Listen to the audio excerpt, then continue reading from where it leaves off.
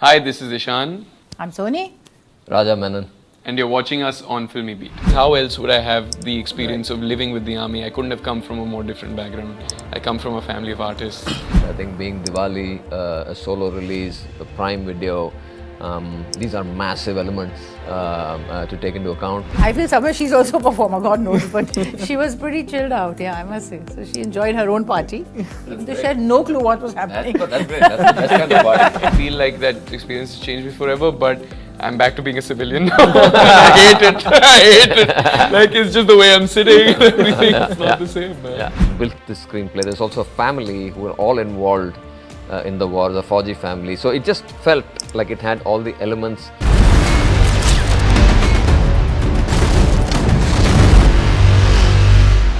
Hi guys, welcome to FilmiBeat. This is Murtaza Iqbal, and just recently I saw a trailer of the film and I was like, यार ये मुझे picture दिखा दो. I want to watch it quickly, but मुझे थोड़ा wait करना पड़ेगा. I think 1-2 दिन का. But before I watch the film, I have the star cast and the director here with me. I'm talking about the movie Pippa that's going to start streaming on Amazon Prime Video soon. Hi guys, welcome to FilmiBeat. Hello. Thank you. First of all, I have to say what an amazing trailer, and that A.R. Rahman sir's background score has been giving me goosebumps, and I've been listening to it again and again. So I have to start by asking you this first, that how did this whole idea of making Pippa came into your mind, and how did the whole project started? Yeah, so Sid Roy Kapoor called me one day and said, I have this one book that I've read and I think it could be quite interesting. It's about a battle, the Battle of Garibpur. It's a tank battle in the 71 war. So all of those are check boxes for me. I've always been somehow intrigued by this war because I don't think there's been a more morally justifiable war. If you had to fight a war, this would be the one. This is the one that raises questions about me as a pacifist. And so it's always intrigued me. And then I read the book and I thought, okay, well, makes life incredibly difficult. You have tanks, which we have no idea how to shoot. Yeah. It has tanks that don't exist anymore, which gives us a second problem. And on top of that, it's in a territory which is a very difficult part of the world to shoot in. So all of these elements came together. I thought it was a fascinating story, and that was a great starting point. So we started from there and then built this screenplay. There's also a family who are all involved in the war, the Fauji family. So it just felt like it had all the elements come together, which is better than most starting points for a film. It seemed like it was there. And then we went out and wrote the screenplay, and the rest is, you'll watch it soon. Right. So, Imam, I would like to ask you this, that we don't get to see you much. So what was there in this movie that you made say yes to this project?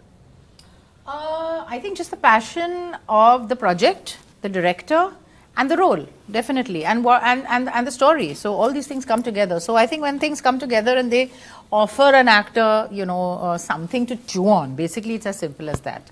That's all we need, really. It's simple. Right, Ishaan, yeah. I want to know that for the first time, maybe during the rehearsals or anything, when you wore that army uniform, what was the feeling at that point of time? So the first uniform that I wore were the dungarees, which is the tank crew uniform. They're black dungarees because tankmen deal with a lot of smoke, soot, and a lot of grease. So the uniform can get easily spoiled, which is why they wear black overalls. At that time, they used to be overalls. Now they have separate, shirt and trousers. But so the dungarees were really like an engineer's outfit. That was the first thing. But when I wore the khaki vardi for the first time, when we did a look test, we did a shoot, it was oof. I mean, at that point it was like, okay, this is real, and you feel the weight of the responsibility 100%. I think we were made privy to that responsibility much earlier when we, of course you have a sense of it.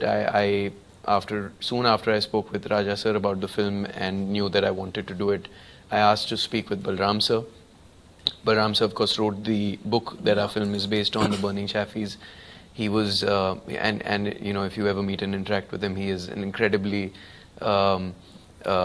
alive and strong and, quick-witted person. And he has quite a personality. And they're just made of some other metal. They live through these life-altering events and come out on the other side victorious, and gives them a certain strength and resolve that you can feel they don't even have to display. So that sense of responsibility was there. much before I put on the uniform. But yes, after doing the 2 training camps that we had with the army, after putting on that uniform for the first time, it felt like, okay, this is real, and this is, and we have a task, we have an objective, we have a duty to complete, and that was the approach. I think it gave that tone to us when we stepped into this film, that we were almost like soldiers walking into this film. From our own perspective and capacity, but yeah, we shot the film with that resolve. We shot the film with that feeling, you know, we were all there for each other like comrades.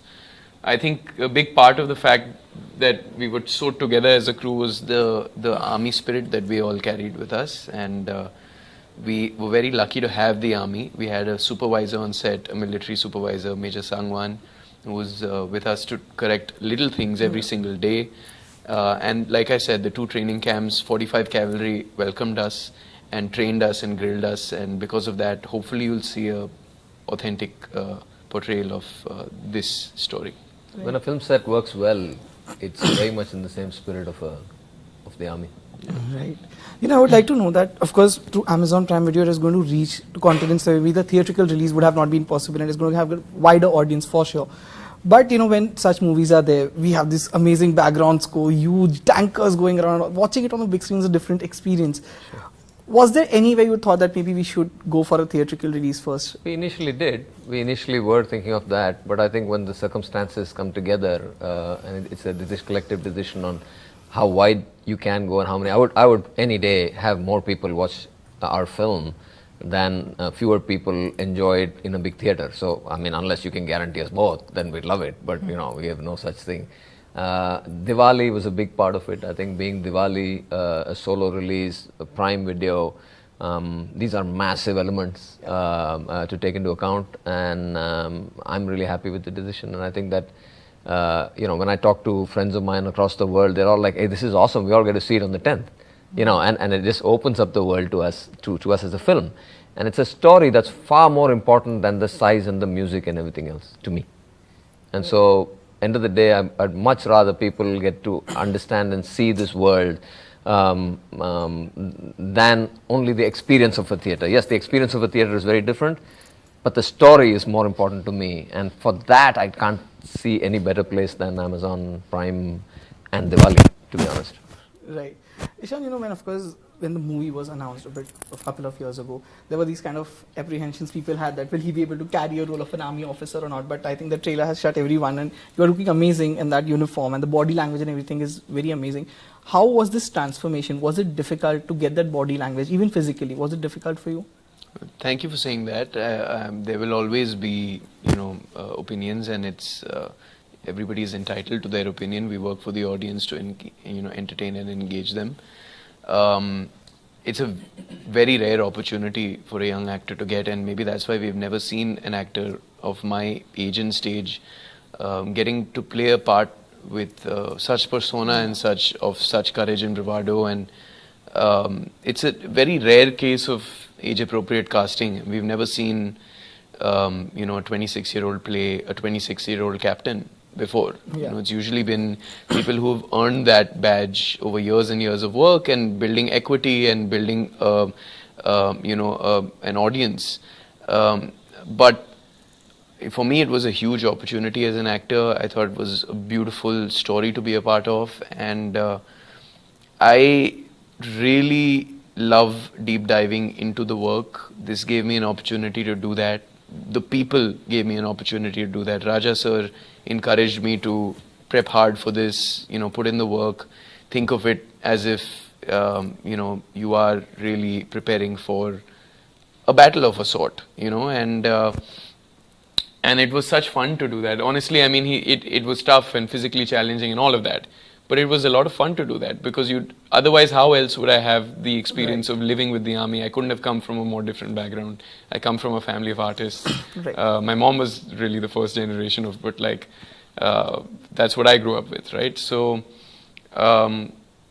it was a privilege to do the work. The body language came very strongly from being a tank man. The body language was entirely informed by being a tank commander. and we got to train on the tanks a lot. Of course, we trained with newer, tanks that the army has right now. But the PT-76 that you see in the film is a real tank. It's the only remaining tank from the war, and they managed to resurrect it for us, and we could use it for the duration of the shoot, and practically shoot those action sequences. It's not just VFX. So. I think a very big part of the body language in the film came from that. And other than that, of course, all the military drills, the salute, it's a very big part of who they are. Some of the body language, of course, came from just putting on that uniform, like you said. It changes the way you stand. If I may just interject, like he's speaking a lot about body language, and I think that what they did as actors, and kudos to the work they put in, was to actually embody the spirit of being in the army, and that they learned when they went on that camp, and it's different. When you see civilians and you see army people, there is something inherently different in the approach to everything. Agreed. And that is what we were trying, I think, larger than the body language. They're tremendous actors, they'll get that right. It's the rest of it also, right? I think that was that 2 weeks there, that's what. I feel like that experience has changed me forever, but I'm back to being a civilian now. I hate it. Like, it's just the way I'm sitting and everything. It's not the same, man. Right. So, Niyam, as you said that, of course, you always look for good characters, good story. But now, as I said, that we don't get to see you much. Is it like the filmmakers are not offering you that, or you are becoming choosy? Do you want the truth, or you want me to tell? No, the truth. Rosy story. The truth. No. Honestly, I don't think I get offered as much as I think I should be offered. Very honestly, I would say that. And it's not for any other reason. I guess the more you're out there, the more people see you, the more So one leads to the other. So let's hope that with all the work that and I've actually done a huge body of work in the last 3 years. I was working through lockdown, crazily enough. So it's not like I haven't done the work. A lot of things hasn't released. Yes. So I think I'm hoping once they do, then more work will come from that. There is a lot of work around, and I'm very positive about it, and I'm very fine if I'm not working, to be very honest with you, because I've got tons of stuff to do anyways, So, but yeah, work is lovely, and work is what, as an actor, you hunger for. Always. Yeah. I was just watching the trailer of Sam Bahadur, and I was like, is there a kind of crossover? Can RSVP have a crossover where maybe Sam is coming in this movie and Ishaan is going in that one? Do we have any kind of thing? It's 1971 war. Both the movies are based on that. AI will just do it now tomorrow. At the same time, Sam Manekshaw was definitely an integral part of the war, a very, very, very, very integral part of the war. So his character has to have some impact on anything that happens in 71. Beyond that, there's nothing.